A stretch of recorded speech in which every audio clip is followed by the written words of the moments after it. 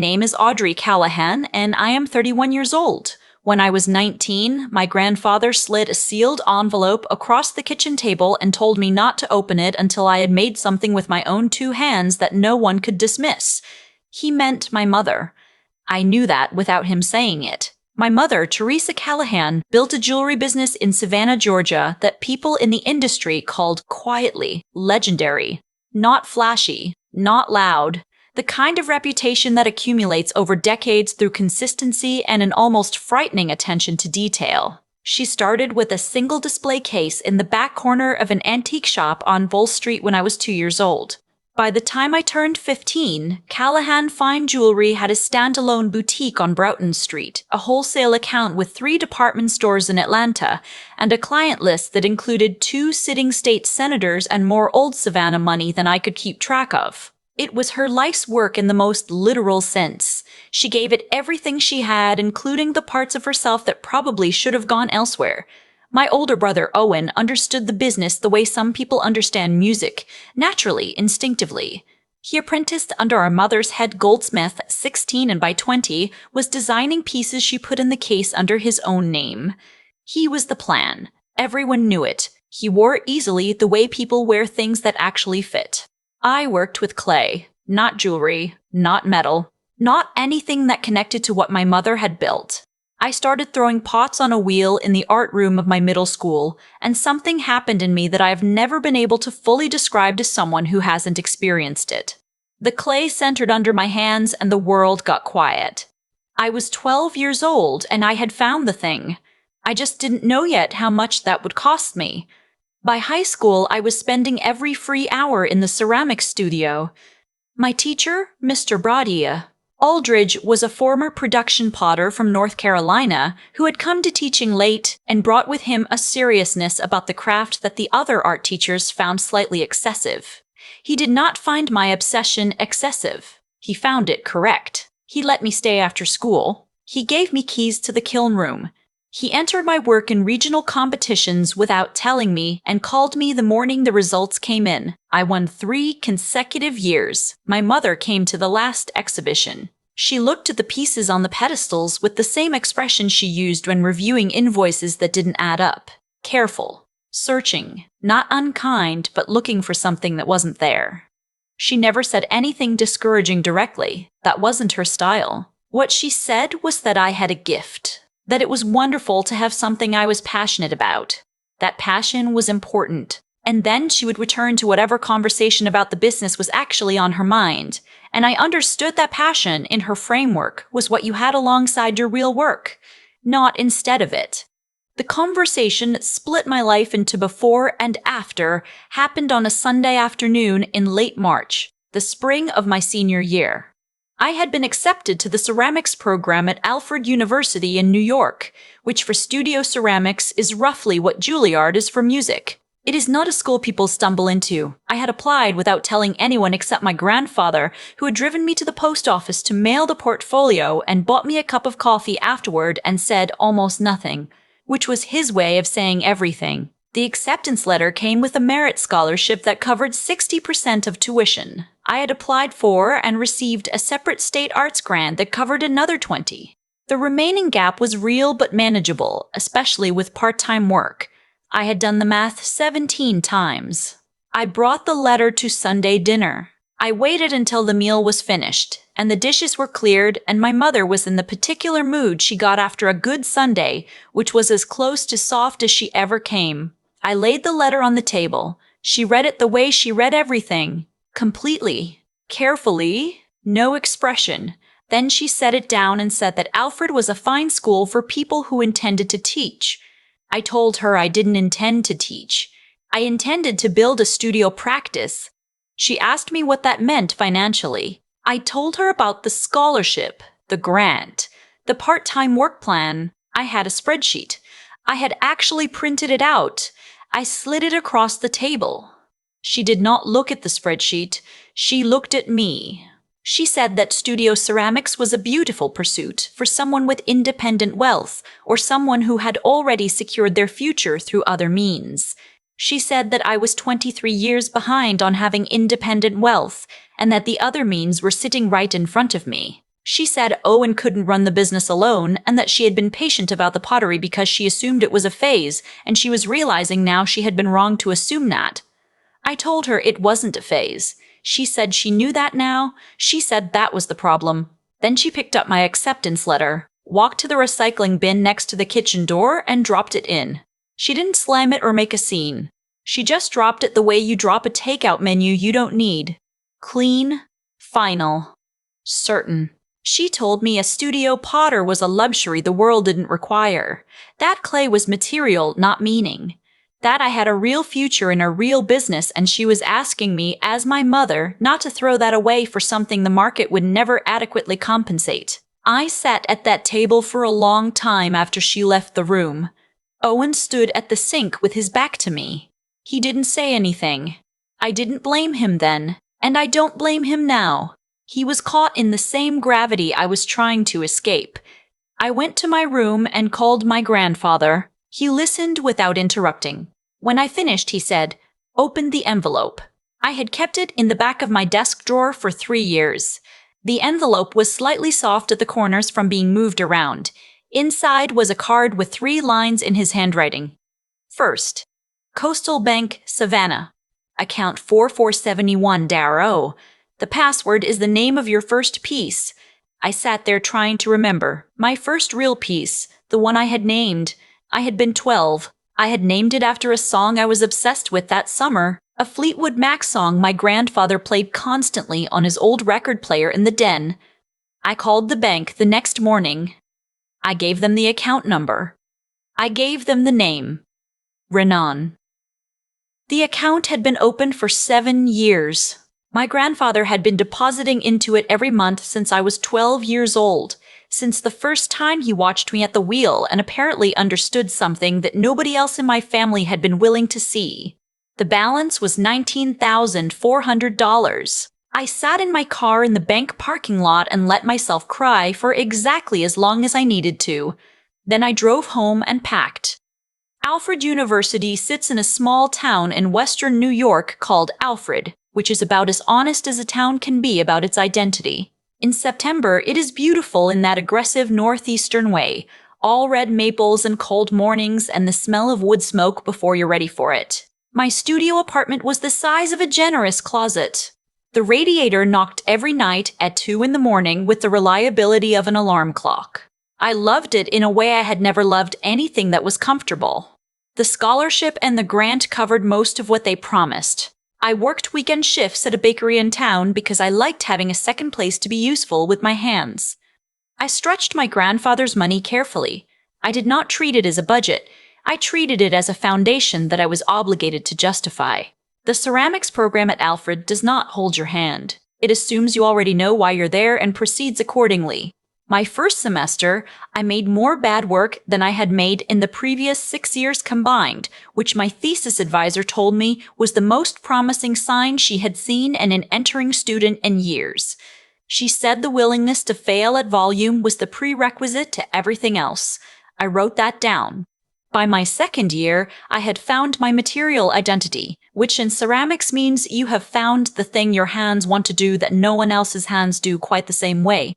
Mine was reduction-fired stoneware with slip-trailing work that referenced cartographic forms. I was making pieces that looked like aerial maps of places that didn't exist. My advisor described them as purposefully disorienting. I took that as a compliment and kept going. I graduated from Alfred in 4 years. I did not call home to share the date. My grandfather came alone. He wore his good jacket and he sat in the 3rd row, and when they called my name, he made a sound that was not quite a cheer and not quite a word. Afterward, we had dinner at a small Italian restaurant near campus, and he told me about the first time he had watched me center clay, and how he had thought, that's the one who has the thing. He had never said that to me before. I filed it somewhere permanent. The years after graduation were not clean or linear. I moved to Asheville, North Carolina, because the craft community there had density and seriousness, and the cost of a studio space was something a person could actually plan around. I rented 200 square feet in a shared studio building off the River Arts District. I shared a loading dock with a glassblower named Pete, who had been working in the same space for 11 years and whose work had been collected by 2 American art museums. He did not talk much. He showed up at 6 in the morning every day. I understood him immediately. I spent the first year building inventory and relationships and reputation in roughly equal measure. I applied to every juried craft fair in the Southeast with a portfolio I rebuilt from scratch because I had decided Alfred was the beginning and I did not want to trade on student work. I got into the American Craft Council show in Atlanta in my second year. I sold everything I brought. I stood at my table on the last afternoon and watched a woman from Birmingham carry out the last piece. A large stoneware platter with an indigo coastline trailing across the surface, and I sat down on my folding stool and thought, okay, this is real. I was featured in Ceramics Monthly at the end of my third year. The piece they used for the cover was a series of 6 wall-hung forms I called the Interior Survey. The writer described my work as quietly monumental. My grandfather called me the morning the issue came out. He said he had bought 4 copies and hidden 3 of them, so my aunts couldn't borrow them and forget to return them. My mother called 4 days later. She said she had seen the magazine. She said it was a lovely article. She said the photographs were beautiful. I thanked her, and we talked for 11 minutes, and when I hung up, I went back to the wheel. I kept my name separate from the Callahan business deliberately. My studio work went out under Threshfield Ceramics, named for a field near my grandfather's house in coastal Georgia, where I had spent most of my best childhood Saturdays. The name was mine. It meant something only to me. That was the point. In the spring of my 5th year in Asheville, I received an email from the director of purchasing for a hospitality group called Meridian House. Meridian House operated 9 high-end boutique hotels and 8 standalone restaurants in the Southeast and Mid-Atlantic, the kind of properties where the silverware is custom and the menu changes with the growing season, and the art on the walls is not decorative so much as intentional. Their director of design had been building a collection program for tableware and decorative ceramics across all properties.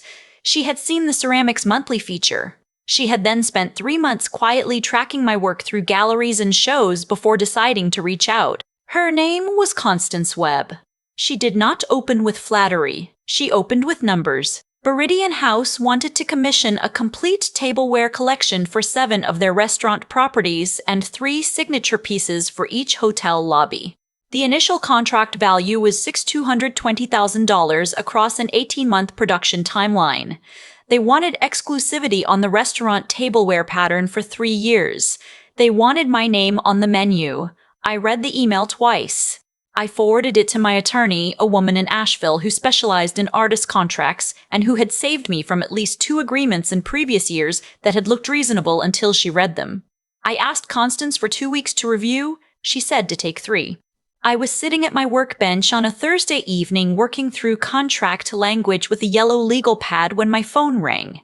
Georgia area code, number I didn't recognize. My mother did not waste time on a greeting. She told me she had heard about the Meridian House contract. The craft industry in the Southeast is small and well-connected, and she had been in the business world of this region for 30 years. She had heard. She told me she was calling with a proposal. The Callahan fine jewelry business had been struggling for 2 years. The Bruton Street boutique lease had renewed at a significantly higher rate. The wholesale accounts in Atlanta had consolidated and dropped 2 of their smaller vendors in the same quarter, and Callahan was one of them. Owen was doing what he could, but the operational costs had outpaced the revenue, and my mother was looking at the first genuine contraction the business had faced since its founding. Her proposal was direct. She wanted Threshfield Ceramics to come under the Callahan umbrella as a creative division. She would provide business infrastructure, her existing retail space and vendor relationships, and the Callahan name, which still carried recognition in Savannah's hospitality and event market. In exchange, she wanted 49% of Threshfield. She said it was a natural fit. She used the phrase brand synergy. She said that family enterprises were stronger as unified structures. She said she'd always believed in my work. I listened to all of it. I did not interrupt. When she finished, I told her I would think about it and I would call her back in 48 hours. This was not entirely true. I already knew what my answer was going to be. But I had learned enough about myself by then to know the difference between a decision made from clarity and a decision made from the part of me that was still 19 and sitting at that Sunday dinner table. I needed to make sure I was speaking from the right place. The next morning, I drove out to a pullover on the Blue Ridge Parkway where the view opened east across the Piedmont and you could see all the way to where the land flattened and the light changed. I sat on the hood of my truck with a thermos of coffee and I stayed there for a long time. I thought about my grandfather sitting in the third row at my graduation in his good jacket. I thought about Rhiannon. I thought about Pete, the glassblower, showing up at 6 in the morning for 11 years. I thought about the woman from Birmingham carrying that platter to her car. I thought about the 200 square feet I had rented in a shared building when I had no idea whether any of it was going to work. I thought about the mornings I doubted everything and kept going anyway because there was nothing else I was willing to do. I drove back to Asheville. I called my attorney. I signed the Meridian house contract. I called my mother that afternoon. I told her I was declining. I told her I understood she was navigating a difficult period, and I meant that sincerely. I did not enjoy her difficulty. I did not need her to be struggling for my answer to be the same. Then I told her the thing I had been carrying for 12 years. I told her that on a Sunday in March when I was 19 years old, she took my acceptance letter from Alfred University and dropped it in the recycling bin and told me that clay was material, not meaning. I told her I understood that she believed that. I understood she thought she was protecting me from a hard road. But the hard road was mine. The difficulty was not a defect in the plan. The difficulty was the plan working exactly as it should. I told her that the business I had built, with the work of my own hands in studios I rented and fired myself, was not a luxury pursuit. It was a structure built on a foundation that my grandfather had the faith to fund quietly for 7 years before I even knew it existed. And on the labor of every early morning, I chose the wheel over the easier thing. It did not need the Callahan name. It had a name. Threshfield meant something. It meant the field where I spent my best Saturdays. It meant the place I was before I knew I needed a place to come back to. I told her I was not interested in a negotiation about the past. I was not angry. I was simply clear. There was quiet on the line for a moment. My mother said, in a voice I had not heard her use very often, that she had thought about that Sunday many times. She said she had thought about it more in the last 2 years than in all the years before. She said she was not sure she had always been right about what was worth protecting. I told her I appreciated her saying that. I said goodbye. I was not cold. I was not warm in the way that pretends nothing happened. I was honest, which felt like the only thing left worth being. The Meridian House rollout began 4 months later. The first 3 restaurant properties launched with the Threshfield Tableware Collection. By the end of the contract year, all 7 restaurant programs were running and the lobby installations were in place at all 9 hotels. 3 of the pieces were acquired by guests who contacted Constance directly asking to purchase what they had seen on display. Constance forwarded the inquiries to me with a note that said simply, "This is why we wanted your name on the menu." I hired an assistant, a recent ceramics graduate from UNC Asheville named Theo, who had the kind of focused quiet that good studio work requires, and who turned out to be better at glaze chemistry than I was, which I told him directly and which he had the grace to be embarrassed about. I expanded the studio space to 400 square feet. I bought a second kiln. On the shelf above my workbench, between my notebooks and the pinholes I used to test glaze consistency, there is a small unglazed test piece from my first semester at Alfred. It is bad work by almost any standard. The walls are uneven and the foot ring is off-center and the surface has a crack from firing it too fast. I kept it on purpose, not as a reminder of how far I had come, which would be sentimental in a way I find slightly dishonest. I kept it because it is true. It is the piece from the moment before I knew what I was doing, which is the moment everything actually began. My grandfather passed away the winter after the Meridian House contract launched. He died at 81 in the same house where he had raised my mother, in the same den where the record player sat that I had danced to as a small child. I drove down the day I got the call and sat with him for the last 3 hours and held his hand and told him about the hotels and the tableware and Theo's glaze work and the second kiln. He could not say much by then, but his eyes were clear, and when I told him about the Meridian House lobby installations, he made a sound that I recognized, the same sound from the third row. I cleaned out his study a week later. In the bottom drawer of his desk, in a manila folder labeled with my name in his handwriting, there were 4 issues of Ceramics Monthly and the printed email confirmation from the day he opened the savings account. The date on the confirmation was 3 weeks after he watched me at the wheel for the first time. I was 12. He had not waited to see how it turned out. He had made a decision about who I was before I had made it myself. That is a specific kind of love. I do not have a better word for it than faith. My mother and I speak occasionally now, not often, not with the ease that might have been possible if things had gone differently, but honestly, which I've come to believe is the best version available to us. She came to the gallery opening for the Meridian House Lobby collection in Charleston. She stood in front of the centerpiece installation, a large triptych I had made from local coastal clay with a surface that referenced the tidal marsh grid visible from the air above the low country. And she looked at it for a long time without speaking. Then she said it was extraordinary. I thanked her. I meant it. I also knew that it didn't change anything, which sounds harder than it actually is. Some things don't change. They just become part of the material you work with. Owen and I talk more than we used to. He is running the Callahan business now and doing it well in his own way, which is quieter and more flexible than my mother's way. He called me last spring to ask if I would consider making a small series of pieces for the boutique, something local and handmade to offer alongside the fine jewelry. I said yes. We worked out the terms cleanly and without difficulty. It was a good collaboration. It felt like the version of the family business that might have always been possible if the room had been bigger.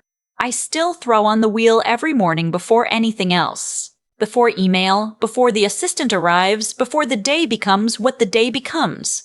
There is a window above the wheel that faces east, and in the early hours the light comes in low and gray and changes slowly. I have made peace with gray light. In Nashville, it is consistent and honest and doesn't promise more than it delivers. The first piece I ever named is still in a box somewhere in my grandfather's house that I have not been able to sort through yet. Unglazed, off-center, cracked from the kiln. Rhiannon, I have not fired a single piece since that day that wasn't better for having started there. If you have ever been told that what you make with your hands is material and not meaning, I want to tell you that the person who said that was wrong, not maliciously wrong maybe. Wrong the way people are wrong when they have confused the value of a thing with its price. The price of handmade work is almost always lower than its value. That is the math that takes a long time to trust. Trust it anyway. Make the thing. Name it something that matters to you. The world will catch up eventually, and when it does, you will know exactly whose hands built what it is standing on. I have thought a lot about what actually happened in that kitchen on that Sunday afternoon. Not the anger of it, not the hurt of it, but the mechanics. My mother made a calculation. She looked at what I had built, what I was capable of, what I loved more than anything, and she decided it didn't fit the column she needed it to fit, so she disposed of it. Cleanly, efficiently.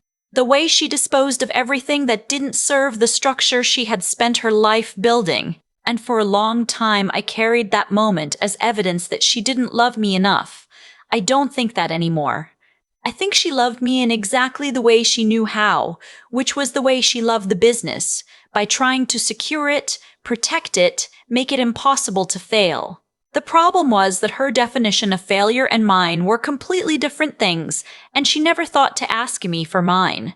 That gap between what someone intends and what actually lands is where a lot of family damage lives. My grandfather understood something she didn't. He understood that the most useful thing you can do for someone who has a real gift is to quietly fund their ability to pursue it and then get out of the way. He didn't tell me what to do with the money. He didn't attach conditions. He opened an account, named it after a song I loved, and trusted me to find it when I needed it. That is a harder kind of love to practice than the controlling kind. It requires you to accept that you don't get to shape the outcome. You only get to support the person. I think about Theo sometimes, my assistant, showing up to the studio in the early mornings before I arrive. He didn't have to do that. Nothing in his job description required it, but he understood the way people who are made for something always understand, that the work rewards the hours you give it before anyone is watching. That's not discipline in the performative sense. That's just what it looks like when someone has decided what they value. What I know now that I didn't know at 19 is that the path that looks like the hard one usually isn't. The hard path is the one where you spend 30 years building something that was never really yours, waking up every morning to tend a fire you didn't light. The path that looks hard, leaving with a suitcase and a sealed envelope and no guarantees, that one has a different kind of difficulty. It asks you to trust yourself before you have enough evidence to justify the trust. That is uncomfortable. It is also the only honest way to find out who you actually are. My mother said something near the end of our conversation in Charleston, standing in front of the triptych. She said she had thought about that Sunday many times. I believed her. I also understood that thinking about something is not the same as changing it, and I was not waiting for her to change. I had stopped waiting for that a long time ago, not out of bitterness, but out of the simple recognition that my life was not on hold. It was already happening, in the studio, on the wheel, in the gray morning light coming through the east window. Every choice I made was both a cause and a consequence. I left because she dropped the letter. I built something real because I left. She called wanting 49% because I built something real. Each thing followed from the last with a logic so clean it almost looked like a plan. It wasn't a plan. It was just what happens when you keep going.